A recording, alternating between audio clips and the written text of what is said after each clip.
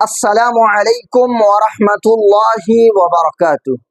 معزز ناظرین، معاشرے میں جب کوئی بندہ بیمار ہوتا ہے، کسی پرابلم میں گرفتار ہوتا ہے، اسے کوئی پریشانی لاحق ہوتی ہے، تو وہ سوچتا ہے کہ کب میں ٹھیک ہو جاؤں، کب میں صحت یاب ہو جاؤں۔ صحت یابی کے لیے وہ بہت ساری چیزوں کا انتظام کرتا ہے، دنیاوی طور پر بھی اور روحانی طور پر بھی، لیکن وہ ٹھیک جب نہیں ہوتا ہے تو وہ اور زیادہ پریشانی میں مبتلا ہو جاتا ہے۔ تو اب ایسے لوگوں کو کیا کرنا چاہیے؟ شریعت نے اس کے پیچھے 3 اصول بتائے ہیں، 3 ضابطے بتائے ہیں۔ پہلا ضابطہ تو یہ ہے کہ بندہ جب کسی بیماری میں گرفتار ہوتا ہے، کسی پرابلم میں گرفتار ہوتا ہے اور وہ اپنی بیماری سے، اپنی مصیبت سے نجات نہ پاتا ہو، تو اب اسے یہ سمجھ لینا چاہیے کہ اللہ کے علم میں یہ بات لکھ دی گئی ہے کہ اب میں اس بیماری سے، اس مصیبت سے نجات نہیں پاؤں گا۔ یہ پہلا ضابطہ ہے تقدیر کا۔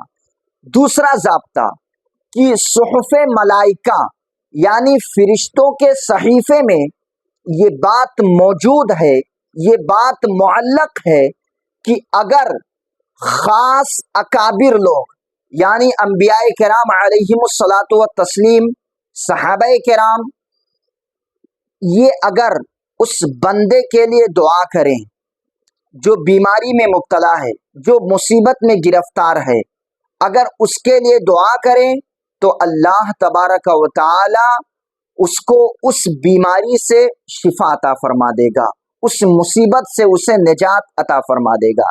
یہ دوسرا ضابطہ ہے۔ تیسرا ضابطہ کہ ملائکہ کے صحیفے میں معلق ہونا موجود نہیں ہے، بلکہ اللہ کے علم میں معلق ہے کہ وہ بندہ بیمار ہے۔ اب اگر اس کے لیے اس کے ماں باپ دعا کر دیں یا کوئی ولی دعا کر دے تو ضرور اللہ تبارک و تعالی اسے شفا عطا فرما دے گا، اسے اس مصیبت سے نجات عطا فرما دے گا۔ تو اس طریقے سے تقدیر کے 3 ضابطے ہیں۔ پہلا ضابطہ کہ انسان کتنی بھی دعائیں کروائے، کتنی بھی خیرات کرے، صدقات کرے، اسے اس بیماری سے نجات نہیں ملے گی، کیونکہ علم الہی میں یہ بات لکھ دی گئی ہے۔ دوسری اور تیسری قسم جو ہے کہ اگر خاص لوگ، ماں باپ بھی، اولیاء کرام، انبیاء کرام، جو ہمارے نیک لوگ ہوتے ہیں، وہ اگر دعا کر دیں یا ہم خدا کی راہ میں صدقات کر دیں تو ضرور اللہ تبارک و تعالی اس بیمار انسان کو، اس مصیبت زدہ انسان کو مصیبتوں سے نجات عطا فرما دے گا۔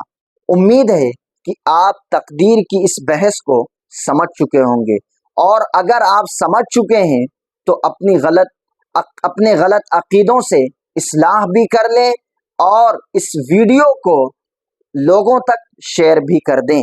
السلام علیکم ورحمۃ اللہ وبرکاتہ۔